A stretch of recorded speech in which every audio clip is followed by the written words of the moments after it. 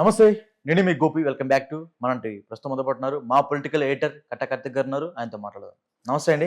వస్తే గోపి. సో గత కొన్ని రోజుల నుంచి వైసీపీ పార్టీలో గతంలో అక్రమాలు అన్యాయాలు నోటికి ఎంత వస్తే అంత మాట్లాడే ప్రతి ఒక్కరు కూడా చట్టబద్ధంగా అరెస్ట్ అవుతూ వచ్చారు.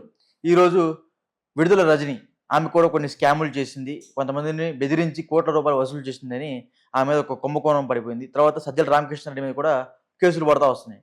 అంటే వీళ్ళిద్దరికి సింక్ అవుతుంది కేసులు వరుసగా. అట్లా ఎట్లా అసలుకి ఏం జరుగుతుంది? నువ్వు చెప్పదలుచుకుంది ఏంటంటే ఇటు సజ్జల రామకృష్ణారెడ్డి అరెస్ట్ కాబోతున్నాడు, అటు విడుదల రజని అరెస్ట్ కాబోతుంది. అవును, రెండు వేరు కేసులు, ఇద్దరు వేరు వ్యక్తులు వేరు నేరాల్లో ఉన్నారు. సజ్జల రామకృష్ణారెడ్డినేమో పోసానికి ఇష్టములు ఇరికిచ్చాడు. ఒక పోసానికి ఇష్టములే కాదు, ఈ మధ్య కాలంలో అరెస్ట్ అయిన ప్రతి ఒక్కరిలో కూడా ప్రతి వేరు కూడా సజ్జల రామకృష్ణారెడ్డి వైపు చూపిస్తుంది. ఈ మొన్నటిదాకా ఆయన్ని సకల శాఖ మంత్రి అనేవాళ్ళు, ఇప్పుడు సకల నేరాలకు అధిపతి ఆయనే అని చెప్పి చెప్తున్నాడు. అంటే సకల నేరాలు ఆయనే చేపించాడు. వైసీపీ ప్రభుత్వంలో జరిగిన ప్రతి అరాచకానికి, ప్రతి అక్రమానికి, ప్రతి అవినీతికి, ప్రతి నేరానికి మొత్తం కారణం సజ్జల రామకృష్ణారెడ్డి అనేటువంటిది ఇప్పుడు బయటకు వస్తున్నమాట. కాబట్టి ఇప్పటికే ఆయన పరారీలో ఉన్నారు, ఎక్కడో అజ్ఞాతులు ఉన్నారు. ఆయన కొడుకు మాత్రం ఆయన అరెస్ట్ కూడా జరగబోతుంది, సజ్జల భార్గవ్. ఎందుకంటే పోసానికి ఇష్టమని చాలా క్లియర్గా చెప్పారు. సజ్జల రామకృష్ణారెడ్డి గారి స్క్రిప్ట్ పంపిస్తారు, తర్వాత నేను మాట్లాడిన దాన్ని సజ్జల భార్గవ్ వైరల్ చేస్తాడు. కాబట్టి ఇప్పుడు తండ్రి కొడుకులు ఇద్దరు అరెస్ట్ కాబోతున్నారు. కాబట్టి తండ్రి ఏమో అజ్ఞాతులు ఉన్నాడు, కొడుకేమో కోర్టులో బెయిల్ పిటిషన్ దాఖలు చేసుకున్నాడు. ముందస్తు బెయిల్ ఇంతవరకు అయితే రాలేదు, ముందస్తు బెయిల్ రాలేదు. మరి సజ్జల భార్గవ్, రామకృష్ణారెడ్డి అరెస్ట్ అవుతారు. ఇంకొక పక్క ఈ విడుదల రజని ఒకప్పుడు చంద్రబాబు నాటిన మొక్కను రాజకీయాల్లోకి వచ్చిన వ్యక్తి. సార్ మీరు నాటిన మొక్కనే అని చెప్పి చంద్రబాబు గారికి చెప్పి రాజకీయాల్లోకి వచ్చింది. అప్పుడు పత్తిపాటి పుల్లారావు గారు రాజకీయాల్లో తీసుకొచ్చారు.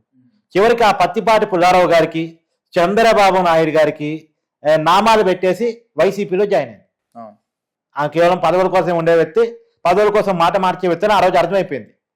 అది వైసీపీలో మరి నిజానికి చంద్రబాబు నాటిన మొక్క అయితే సైబర్ మొక్క, మళ్ళా అయితే సైబర్ మొక్క అయి ఉంటే సైబర్ మొక్క ఎందుకు పార్టీ మారింది అంటే రాజకీయ అవసరాలు.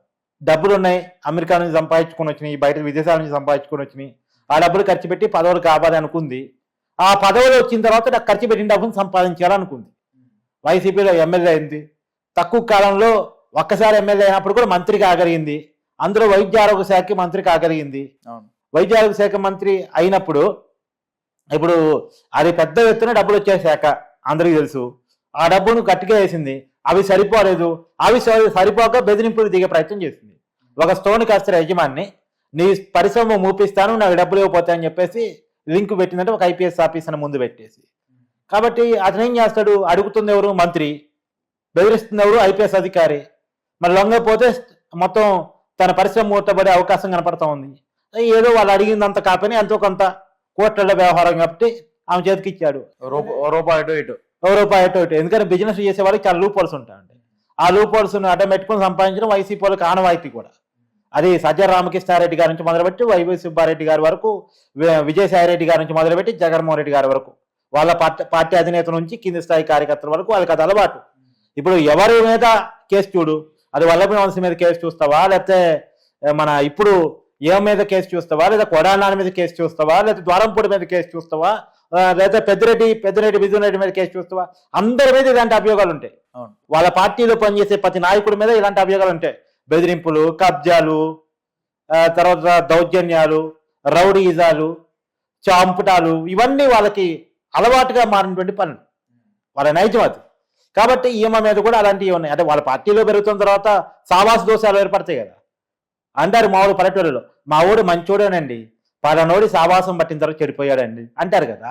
ఇప్పుడు పోసానికి ఇష్టంలో ఒకప్పుడు మంచోడే, మంచి స్క్రిప్ట్ రైటరు, మంచి డైరెక్టరు, మంచి యాక్టరు, మంచి యాక్టింగ్ స్కిల్స్ ఉన్నటువంటి మంచి డైలాగ్ చెప్పగలిగినటువంటి వ్యక్తి. కానీ అలాంటోడు ఎప్పుడైతే వైసీపీ సావాసం పట్టాడో అప్పటి నుంచి చెడు బుద్ధి అలవాటైంది, చెడు మాటలు అలవాటైంది. అంతకుముందు పోసాని మీద ఇలాంటి అభియోగాలు లేవు. ఎప్పుడైతే వైసీపీలో చేరారో అప్పటి నుంచి ఇలాంటి అభియోగాలు, ఇలాంటి మాటలు, ఇలాంటి కంప్లైంట్స్ వచ్చినాయి.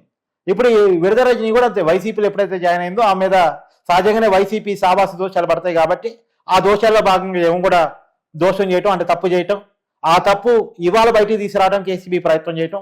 ఏసీబీ కూడా ఉన్న పనులను అరెస్ట్ చేయలే. ఆమె 17A ప్రకారం గవర్నర్ అనుమతి కోరింది.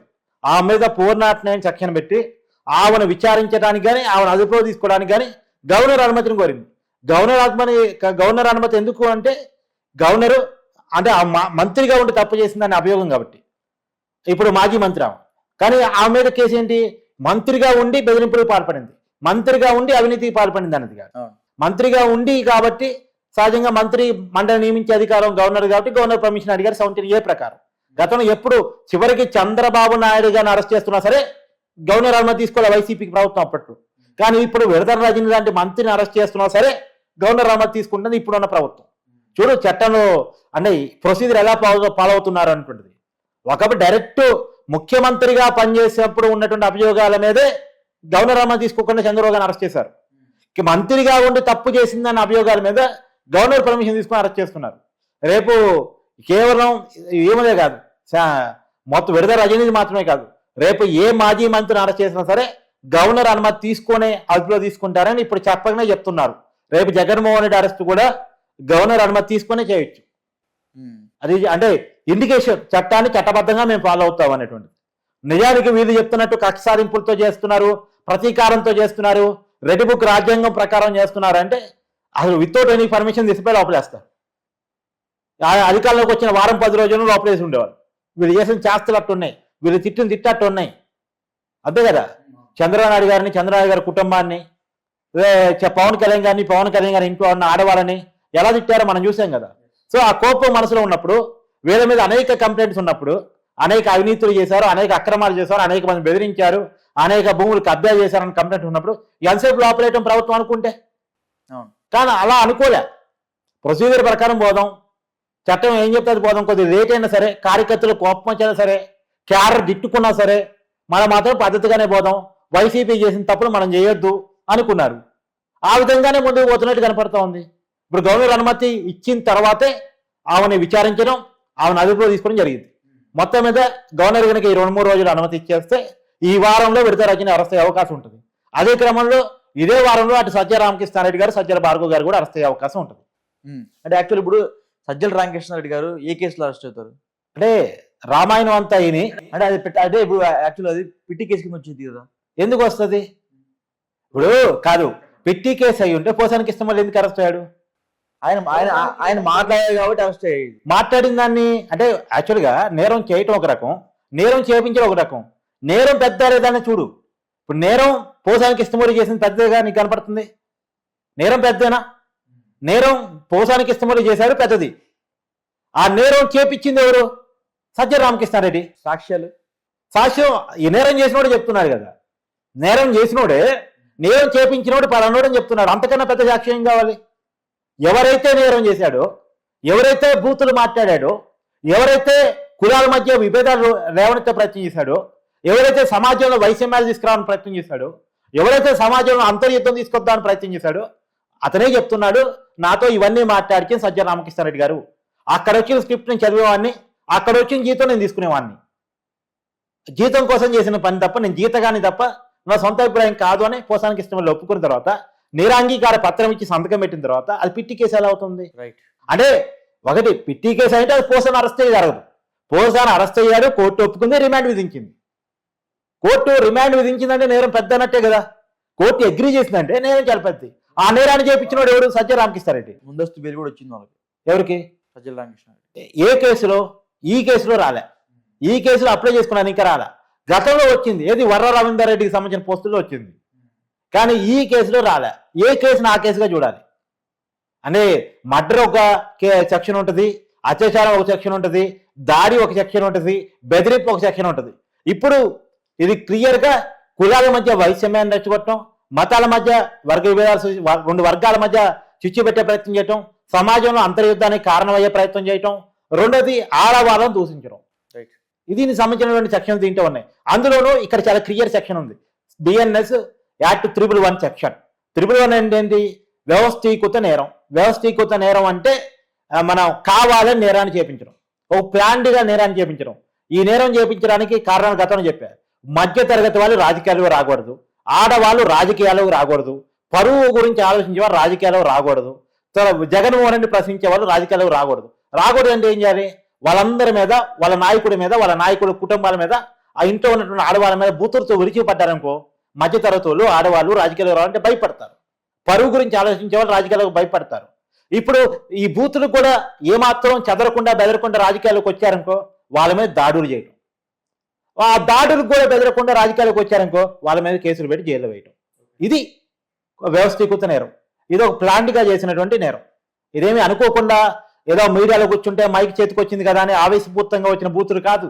ఒక ప్లాంట్గా ఎవరిని తిట్టాలి, ఏం తిట్టాలి, ఎలా తిట్టాలి, ఏ బూత్ తిడితే క్యాడర్ హట్ అయింది, మానసిక క్షోభకు గురవుతారు, మెంటల్గా అప్స్టాన్ అవుతారు, వాళ్ళ రాజకీయాల నుంచి ఎందుకు మాకు ఈ బాధ అని ఇంట్లో ఉన్న ఆడవాళ్ళు కూడా వెనక్కి లాగుతారు.